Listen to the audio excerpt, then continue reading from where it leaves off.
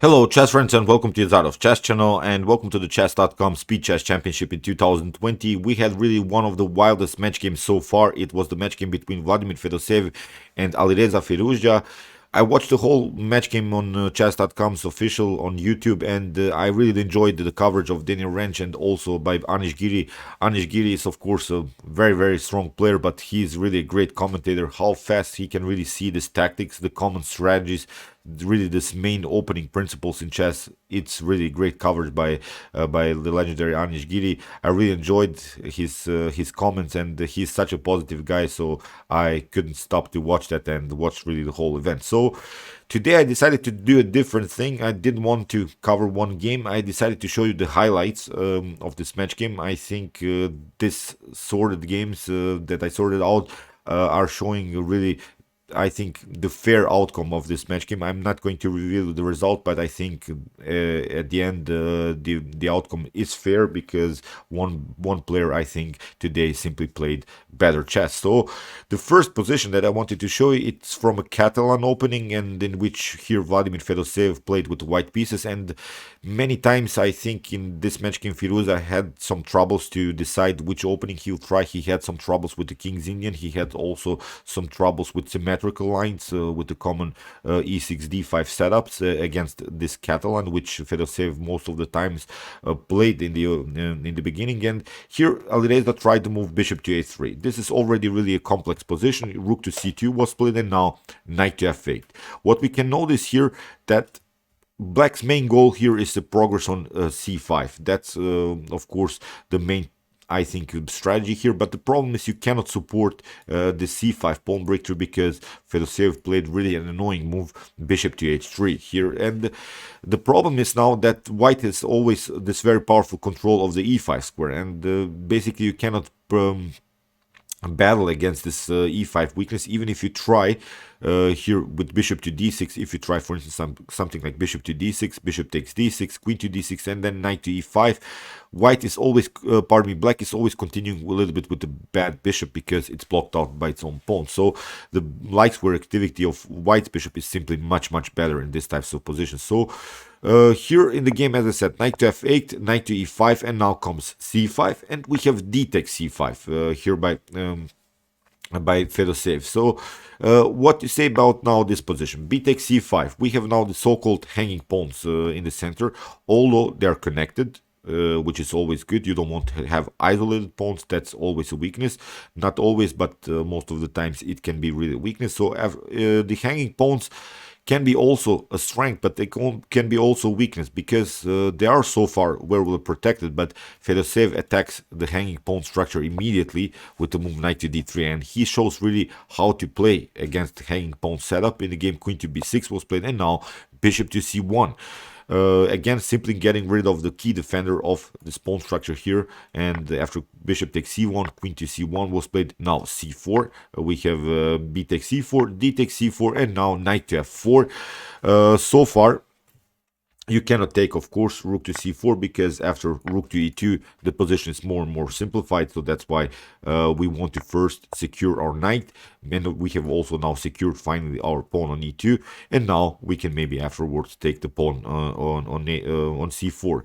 Here, Alireza Firouzja, I think, makes the main mistake in his game from a strategical point of view. He plays the move bishop to a6. He is blocking still his bishop out, and this bishop is not active anymore. The bishop is now only used in order to defend the pawn. A better and a more tactical defense here is the move knight to g6. After potential knight to g6, again h takes g6, and if you try maybe rook to c4, again we can take this pawn, and rook to e2 is, of course, I think in the top grandmaster level, of course, a draw. So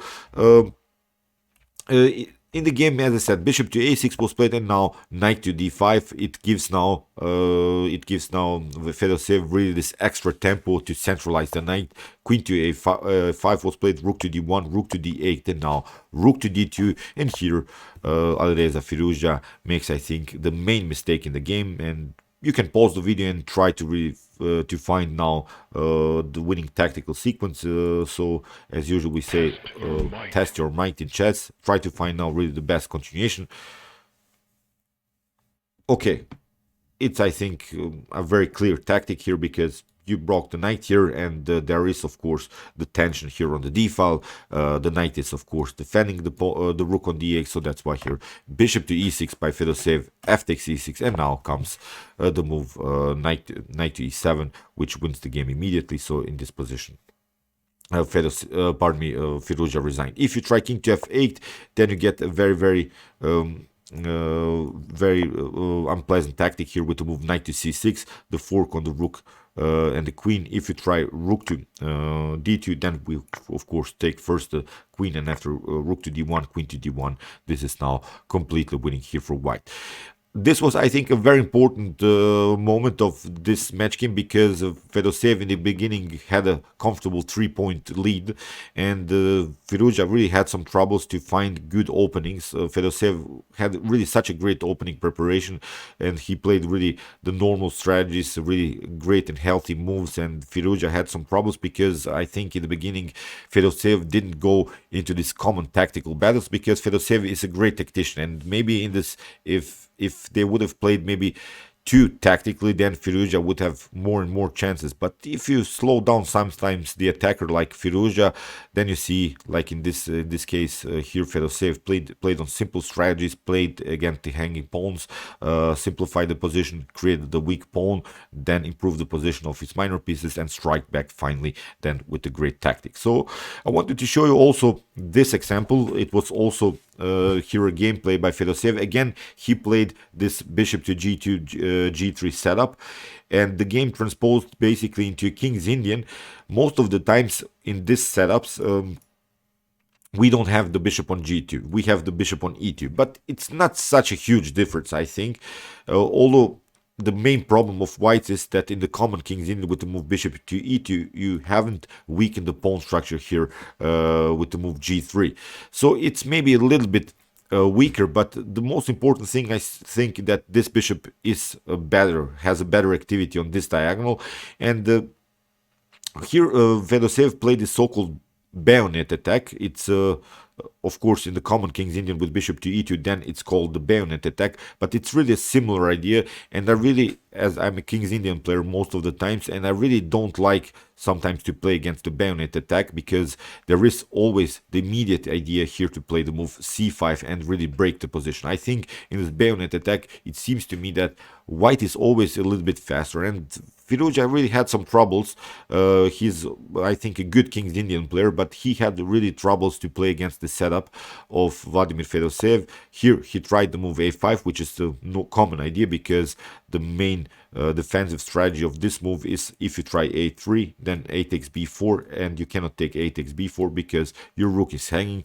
That's the main, I think, disadvantage of the bayonet attack, because you still don't have the connection between the queen and the rook. You haven't played with your dark square bishop so far. So a5, we have bishop to a3. This is really this normal bayonet attack setup with bishop to a3 and then recapturing after b6, because again the threat was, the immediate positional threat is to break the position with the move c5. That's the beauty of the bayonet attack. I think here b6, we have a4, simply continuing our attack. And I think if we evaluate this position, that black is always a little bit slower in this attack. That's why, as I said, I really don't like sometimes to play against the bayonet. Here knight to e8, we have queen to b3, b8, and now knight to b5, here f5, and now simple idea a5, breaking the position. We see the knight is attacking now also the c7. We have also the bishop will recapture here on a5, so still we have a very nice and dynamic position against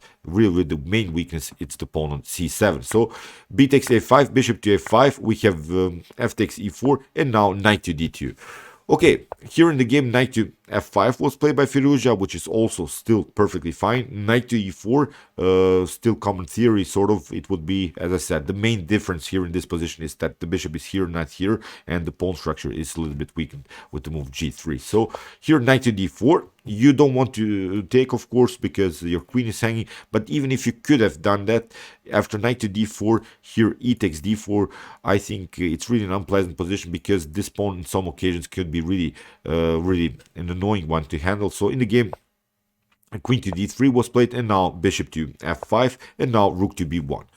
You see how Fedoseev built simply his attack. He has a rook connection. These pieces are very active. There is, of course, this tension around the square e4. And in many bayonet attacks, there is really the battle around this e4 square. So in the game here, queen to d7 was played by Firouzja. We have bishop to c3 challenging this knight. And in the game, knight to b5, rook to b5, rook to b5, and now c takes b5, and now knight to f6. Okay, as I said, the main battle is most of the times around the square e4, but here Fedoseev will apply, I think, a very, very nice idea, and Anish Giri pointed that also out in his comments, that this move now, after knight to f6, bishop to f6, now a great positional idea would be maybe something like bishop to e4. After bishop to e4, queen to e4, still we have a great blockade here with the queen on e4, and this bishop is bad because it's part of the pawn chain, part of the dark squared pawn chain. So I think this bishop is much more active with potential ideas, bishop to a5, rook to c1, and really creating some tactical threats on around the square c7 here. But here Fedoseev, I think, showed really his great attacking skills. He played the move queen to c4 because he wants to stay still with the complex position. He wants to stay with his light square bishop on the board, and now it's the obvious weakness here. It's the weak pawn on c7. Rook to b8, we have bishop to f1, bishop to f8, and now rook to a7, bishop to h3,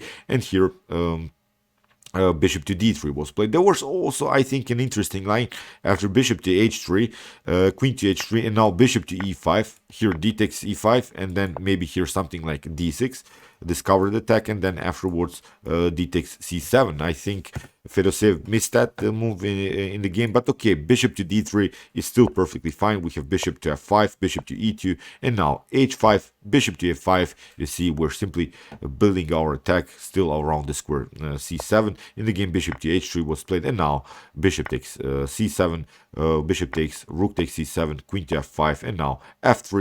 Here in the game, queen to b1 was played, but not a problem. We can simply trade off more pieces, and in this position, I think white is a winning endgame because this pass pawn, I think, is simply too much to handle, and Fedoseev won this game. I didn't want to show you really the whole game. It's, I think, now obvious that white is much, much better, but I really wanted to show you how Fedoseev changed the strategy from this common knight to e4 idea around this blockade, around that square, and simply changed the direction with the move queen to c4, and I think this move surprised a little bit Alireza, and he had now really an unpleasant position because he was losing -3 against Fedoseev. So afterwards, I think Alireza started to play much, much better. Here is one position from white's perspective where Alireza played with the white pieces, and here that's what I meant. I think that in this match game, Fedoseev really slowed down the pace of the game, I think, a little bit, because Alireza loves when the position is dynamic, when we have some tactics, and most of the times I think Fedoseev went to a more in positional game. Here, this was really a great winning game by Firouzja. He played the move c4 here in this position because he wants to create, first of all, really this very nice central pawn storm. But the cool part about this move that he left his rook hanging, and he created now really some great madness on the board by a positional sacrifice. We have bishop to a1, rook to a1, we have e takes d5, and now after e takes d5, here in this position, the obvious thing is that, first of all, the bishop is blocked out a little bit. The bishop is out of game. So on the other hand, we have also some dark square weaknesses because black gave up the very powerful dark square bishop for the rook, and now you can face also some checkmate threats. The main goal, I think, in this position would be something like queen to b2, bishop to h6, and deliver checkmate. Although not many times you will deliver checkmate, but this is now our main strategy to create this very nice checkmate threat. And then if many pieces are defending simply this weak square on g7, then we can maybe create some other tactics and maybe take a piece, or maybe create really some other attacking possibilities. So here in the game f5, we have the move d6, a very, very nice move, because what Firouzja wants to do is, of course, also to play the move bishop to d5. You see how this exchange sacrifice gave Alireza really a great opportunity to attack. The bishop is still out of game, and in the game knight to f6 was played, queen to b2, attacking the knight, and queen to d8, and now bishop to d5. You see when you activate these pieces how the position can be really bad. King to g7 was played, and now rook to e1. We have queen to d6, and now rook to e6, of course. Very, very nice move. Queen to d8, and again g4. Here, great move by Alireza, because after f takes g4, you have knight to e4. Again, really nice tactical shot. Although the more accurate way here is maybe to play queen to e5. After something like rook to c7, we can trade off simply more pieces. And here, after maybe queen to f6, the rook is hanging. The queen was a little bit overloaded to the defense of the rook on c7, and I think it will be a losing game. So here, after the move g4, h6 was played, bishop takes f6, rook to f6, and now h4. Here, bishop to c6. We have queen to d4 after trades of pieces. Here, bishop to d5, and in this position, a couple more moves were played, but Fedoseev, after move f4, simply resigned. There were simply no defenses anymore here in this position. The obvious threat, if you try even something else, is of course the move g5, and simply creating really this tension here around this rook on f6. So great attack by Firouzja, and we come now really to the critical moment now. Now in this particular case, Alireza Firouzja was 2 wins down, so he had to now win the last 2 games in order to make the match game to the additional match games. And here in this particular case, Vladimir Fedoseev played with the black pieces, and the position was really a complex one, because of course here Fedoseev has one piece up, but the problem is that Alireza has now 3 connected pass pawns, but still Fedoseev, I think, missed here completely winning endgame, because he didn't play the move king to g5, and now after rook to g7, king to f4 would be the idea. Here, if you try to push the pawn further, then we have g3, and you have to take out maybe with the rook here, rook to g3, and now knight to f1, of course, with the endgame. Bishop to f3 can be played, but now it's even a forced checkmate with rook to a1, bishop to d1, and it's game over. So, okay, this wasn't played in the game because unfortunately knight to f1 was played. Still, this is a playable position here for Fedoseev. It's not a problem about that, because here after king to g1, knight to e3 was played. We have g3. Here Alireza has to create some breathing spaces for the king. You can be really checkmated with the bishop, with the knight and the rook. So in the game, bishop to d3 was played. We have b5. Here Alireza is trying to promote the queen to be fast as he can. He wants to create really some kind of an attacking possibility. But now comes also really the critical moment and the mistake by Fedoseev. He played the move knight to f5. He should have proceeded with something like rook to d1 after knight to king to f2. Now knight to c4. At least stop a little bit white's progress of these pawns, blocking out this pawn to move, and also these 2 pawns. You see, with the move knight to c4, I think this could be a playable endgame. But in the game, he tried knight to f5, and unfortunately for him here, Firouzja had really the opportunity to push the pawn further. Rook to b2, now b7, and now bishop to a6. And again, pause the video and try now really to find the best next move. Again, we'll give that test your mic sound. Okay, here the winning move, or at least you can make something happen, is with the move bishop to b5. Here in the game, that's why Fedoseev had to give up his bishop. If you take, of course, we'll simply promote the queen. So bishop takes b7, rook to b7, knight to g3, and now a5. We have also another pass pawn. We have rook to a2, which was now really the main mistake in this endgame, because maybe knight to e2 is much better. After knight to f1, knight to f4, also threatening here by us maybe some g3, g2 moves, and that's why maybe here white would be forced to play something like bishop to c6 and simply give up his life for bishop for a pawn. But still, with 2 pawns against the knight, I think this could be a drawish line. In the game, after move a5, Fedoseev makes now the mistake, rook to a2, because a6, knight to f5, and now we can simply push this pawn further, knight to h4, bishop to c6. Here after king to f1, we have king to e5, rook to f7. Here king to e2, e1, knight to f3, rook to f3. Very nice move by Firouzja. We have g takes f3, and now the promotion to queen.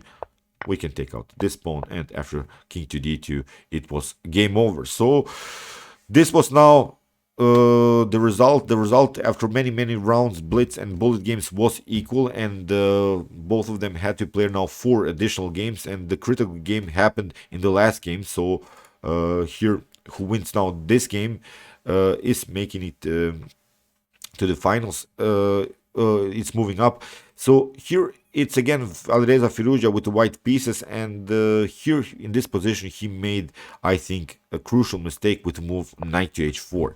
It seems like a good idea to kick away this very active bishop, but a more pragmatic idea is to common move d4. Even if you try something like knight e4 in order to kick away the knight, knight to d2 can be played, and you see we have now a triple attack against the pawn. So that's why I think probably black would be forced to take the pawn, and then we can activate the knight. And here Firouzja really played a bad move, knight to h4, attacking the bishop. Bishop to e6 comes with the tempo. Here queen to c2, and again pause the video and try to now really find the best next move. The evaluation is not winning, but much better for black after this move.